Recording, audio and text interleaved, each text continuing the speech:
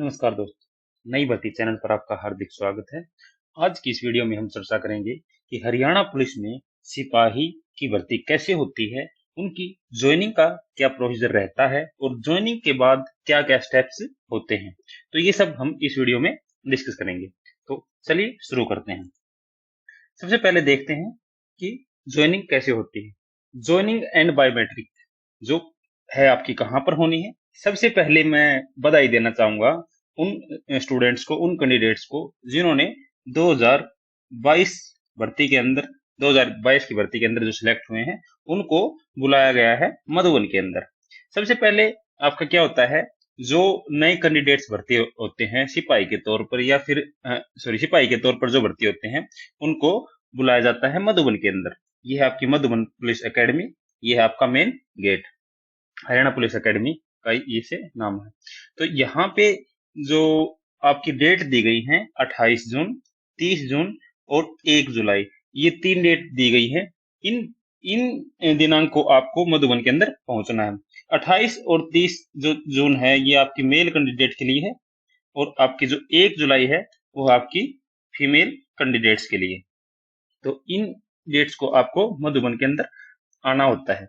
उसके बाद जो यहाँ पे प्रोसीजर क्या रहता है, मधुबन के अंदर आपको कहाँ पे आना होता है, ये है आपका वत्सर स्टेडियम। ये है आपका इतना कंप्लीट, ये है वत्सर स्टेडियम है। इसके अंदर आपको जो डॉक्यूमेंट वेरिफिकेशन है आपका, उस ये आपकी इसके अंदर की जाती है। आप देख सकते हैं इसके अंदर काफी संख्या में जो सिपाही खड़े हैं। ये काफी बड़ा है, यहाँ पे काफी बड़ी संख्या में सिपाही आ सकते हैं, कैंडिडेट्स भी यहाँ पे आ सकते हैं। इसलिए यहाँ पे जो डॉक्यूमेंट वेरिफिकेशन की जाती है, 5,000 या उससे ऊपर जो सिपाही यहाँ पे भर्ती होके आएंगे, उन सभी को यहाँ पे डॉक्यूमेंट वेरिफिकेशन के लिए बुलाया जाएगा। ये आपका है वत्सर स्टेडियम, जो कि आपका मधुबन के अंदर है। यहाँ पे आपको आना होगा। अब डॉक्यूमेंट वेरिफिकेशन के बाद क्या होता है, मेडिकल टेस्ट होता है। मेडिकल टेस्ट में क्या होता है, डॉक्यूमेंट वेरिफिकेशन के बाद जो बच्चे डॉक्यूमेंट वेरिफिकेशन में डॉक्यूमेंट वेरिफिकेशन जिनकी हो जाती है, उनको बसेज में लेकर अलग अलग मेडिकल में ले जाया जाता है, जो कि मधुबन के आसपास जो भी डिस्ट्रिक्ट है, आपके करनाल के आसपास जो भी डिस्ट्रिक्ट हैं, उन सभी के अंदर ये आपका मेडिकल होता है। यहाँ पे कौन कौन से होते हैं नियर बाय देख लेते हैं। सबसे पहला आपका करनाल, करनाल के अंदर तो एकेडमी है ही। दूसरे नंबर पर आता है पानीपत, फिर है आपका सोनीपत, उसके बाद आता है आपका झज्जर और रोहतक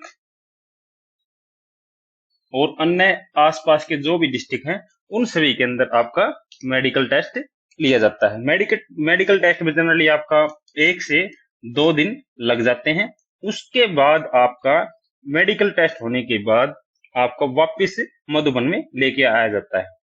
अब यहाँ पे मेडिकल टेस्ट ले जाने के लिए आपके साथ कुछ एसआई की जो ड्यूटी लगी होती है, और कुछ और भी अन्य ड्यूटी लगी होती है, जो आपको लेके जाते हैं, वो सभी आपका मेडिकल करवाते हैं। मेडिकल में यहाँ पे क्या क्या होता है, हरियाणा पुलिस का जो सिपाही का मेडिकल है वो नॉर्मल होता है। यहाँ पे जो भी नॉर्मल मतलब यहाँ पे ज्यादा कोई मुश्किल नहीं होता है इसका मेडिकल, आप आसानी से पार कर सकते हैं अगर आप नॉर्मली फिट है तो। अब उसके बाद क्या होता है, आपको जब वापस मधुबन ले जाया जाएगा, तो वहां पे आपको ज्वाइनिंग दी जाएगी। वहां पे होती है आपकी ज्वाइनिंग। ज्वाइनिंग में क्या होता है, आपको बेल्ट नंबर दिया जाता है। बेल्ट नंबर दिया जाता है। बेल्ट नंबर में क्या होता है, आपकी बटालियन होती हैं। जैसे 5th बटालियन है तो उसका नंबर हो जाएगा आपका 5/516। ये इस तरीके से आपका बेल्ट नंबर होता है। यहाँ पे जब बेल्ट नंबर मिलता है तो यहाँ पे उनको 5 बटालियन के अंदर डिस्ट्रीब्यूट कर दिया जाता है।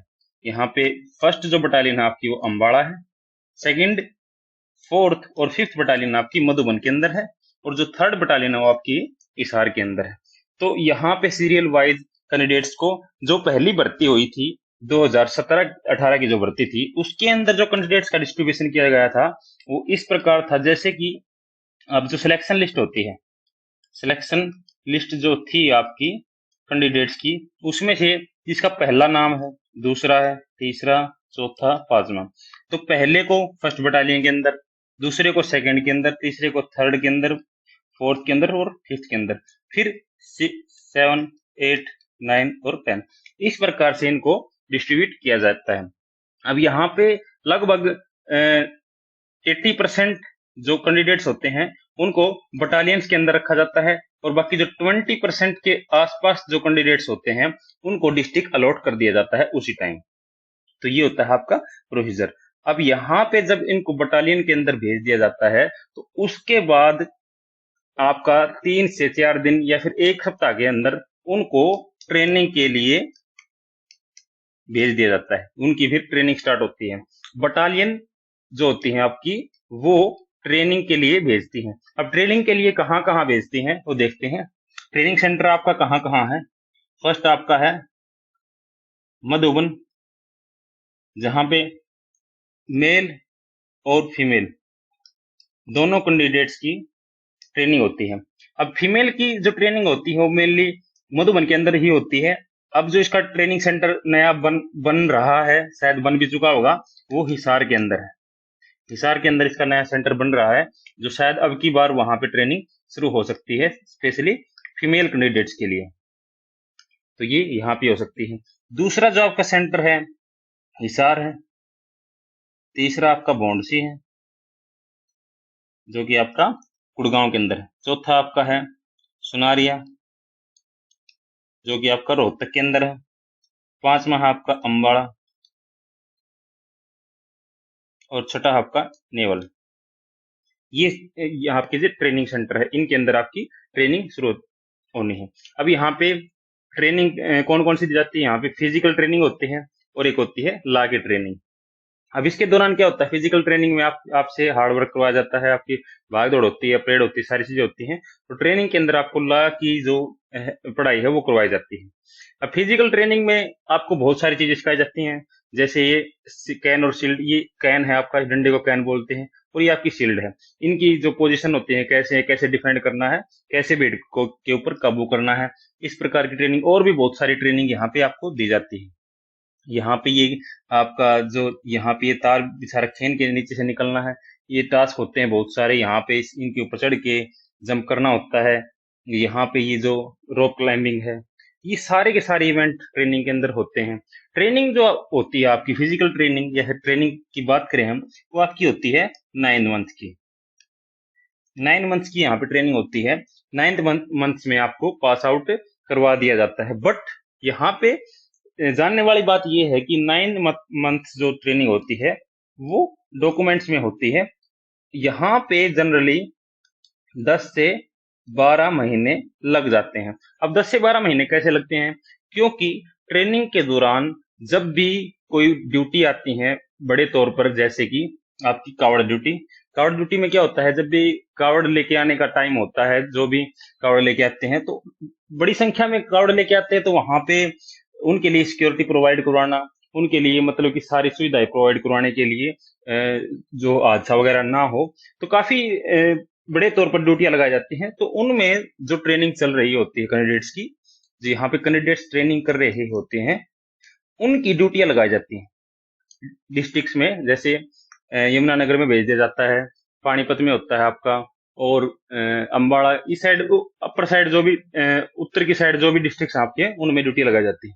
तो एक तो ये होती है ड्यूटी। इसके अलावा अगर कहीं पे कोई इमरजेंसी होती है तो वहां पे जो ये कैंडिडेट्स हैं उनकी ड्यूटी वहां पे डिस्ट्रिक्ट में लगाई जाती है। तो उससे क्या होता है, जो हमारी ट्रेनिंग का पीरियड है वो 9th मंथ से बढ़कर 10 या 12 महीने भी हो जाता है। ज्यादातर ये जैसे कोरोना टाइम में पिछली बार ये भर्ती 16 मंथ्स की हो गई थी।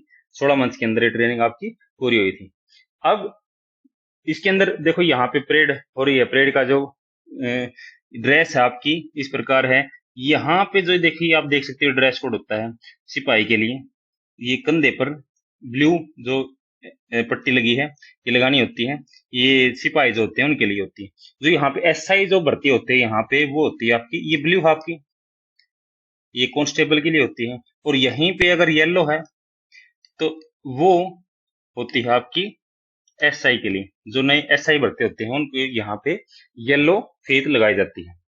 तो ये आपका मधुबन का जो दृश्य है, यहाँ पे ये ग्राउंड के अंदर है, इसको बोलते हैं पीओपी ग्राउंड। इसके अंदर आप देख सकते हैं कि यहाँ पे परेड जो करवाई जा रही है। यहाँ पे जो ये राइफल दी गई जाती है, जिसके साथ आप ट्रेनिंग करते हैं, जिसके साथ आपकी सिखलाई की जाती है, वो होती है 303। 3 नोट को यहाँ पे पॉइंट की दर्शाते 303, इस प्रकार इसको हम दर्शाते हैं। अब उसके बाद आते हैं लॉ की ट्रेनिंग कैसे होती है। लॉ की ट्रेनिंग में क्या क्या होते हैं। लॉ की ट्रेनिंग में कुल मिलाकर आपके 25 से अबो सब्जेक्ट होते हैं लगभग। उसके अंदर मेन सब्जेक्ट होते हैं LSL, IPC, human behaviour, forensic science, CRPC, police traffic rules, और भी बहुत सारे यहाँ पे सब्जेक्ट्स होते हैं। उन सब की आपकी ट्रेनिंग करवाई जाती है, लॉ की आपकी पढ़ाई करवाई जाती है, क्लासेस लगती हैं। अब यहाँ पे मंडे टू सैटरडे, आपकी क्लास लगती है, संडे को आपकी क्लास नहीं लगती है। अब यहाँ पे ट्रेनिंग के दौरान और क्या क्या होता है, जो ट्रेनिंग का प्रोसीजर क्या होता है। सबसे पहले 5 बजे आपको उठ के जो आपका फिजिकल वर्क करवाया जाता है,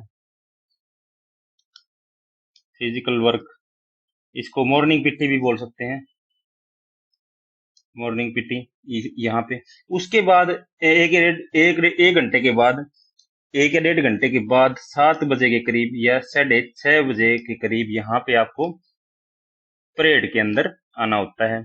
उसके बाद आपका परेड के बाद होता है आपका ब्रेकफास्ट। उसके बाद ब्रेकफास्ट के बाद लगभग 10 बजे आपकी क्लासेस लगते हैं, लॉ की क्लास होती है यहाँ पे। तो यहाँ पे लगभग आपकी 2 बजे छुट्टी होने के बाद आपका लंच होता है, और उसके बाद 1 घंटे के बाद 3:30 या फिर 4 बजे आपका होता है दोबारा से परेड। यहाँ पे 2 पीरियड लगते हैं, परेड भी होती है, और यहाँ पे फिजिकल वर्क दोबारा से करवाया जाता है। उसके बाद कई बार यहाँ पे फटीग भी लगती है।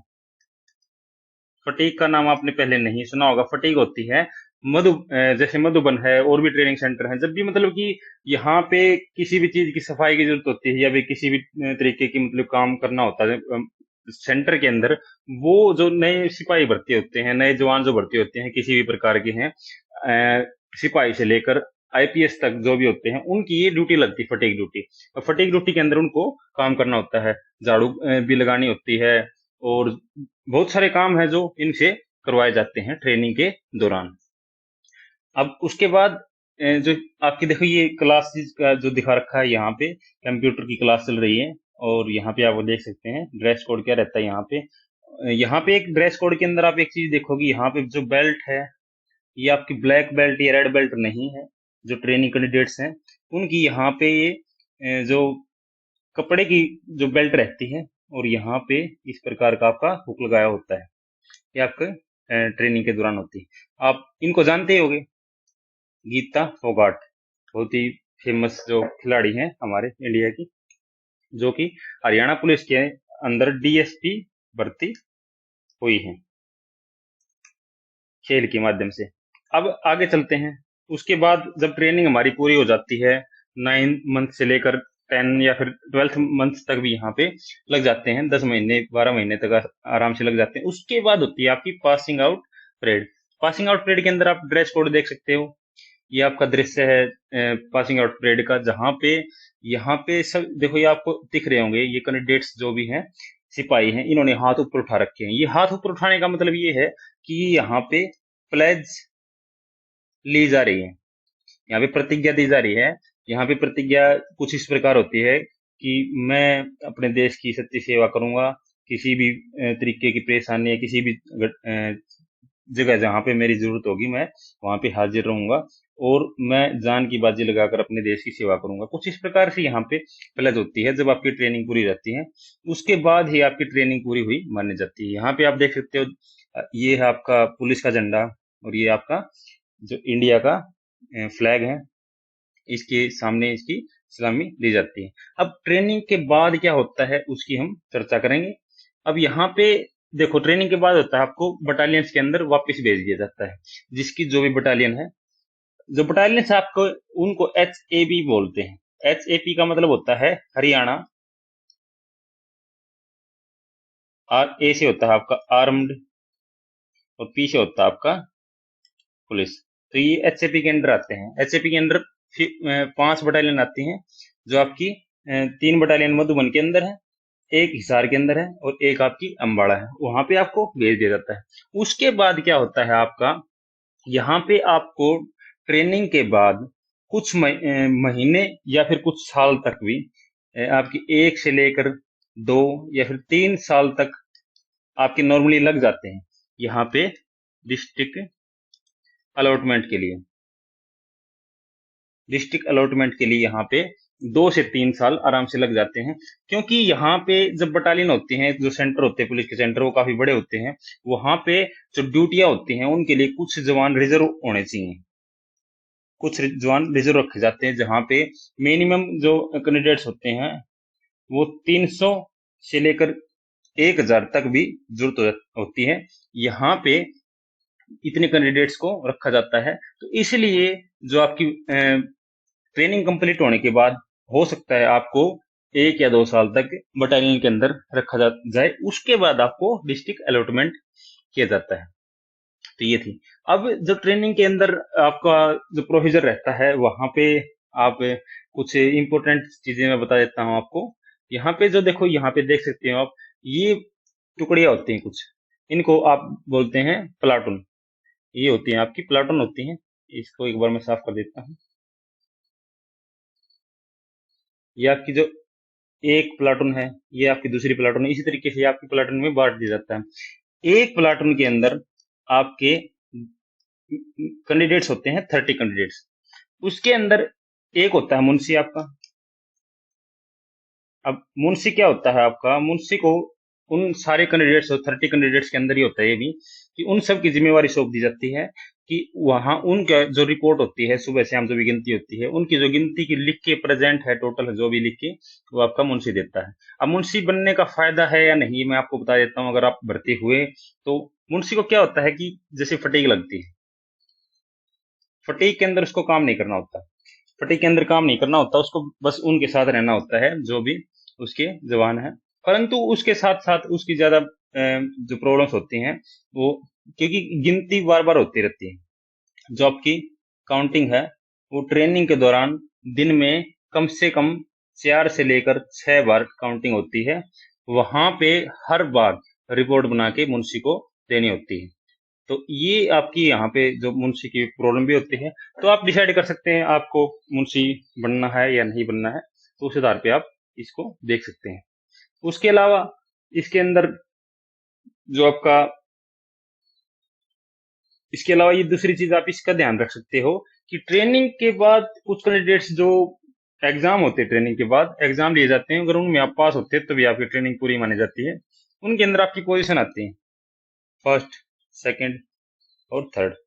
मेल फीमेल की अलग अलग भी हो सकती है, सेम भी हो सकती है। तो इनको इनाम दिया जाता है। इनाम के साथ साथ अगर वो आगे चाहें तो जो यहाँ पे बटालियन के अंदर रह सकता है, लॉ की जो पढ़ाई होती है वहां पे टीचिंग कर सकता है। तो ये आसानी उनके लिए रहती है। तो और यहाँ पे मेरे हिसाब से सारी जरूरी बातें मैंने आपको बता दी है। तो इस प्रकार से आप की सारी चीजों का यहाँ पे ध्यान रखा जाता है। तो ये थी आपकी पूरी जानकारी। Thank you very much. अगर आपको हमारे चैनल के माध्यम से, वीडियो के माध्यम से कुछ अच्छा सीखने को मिले तो चैनल को आप सब्सक्राइब कर सकते हो। Thank you very much.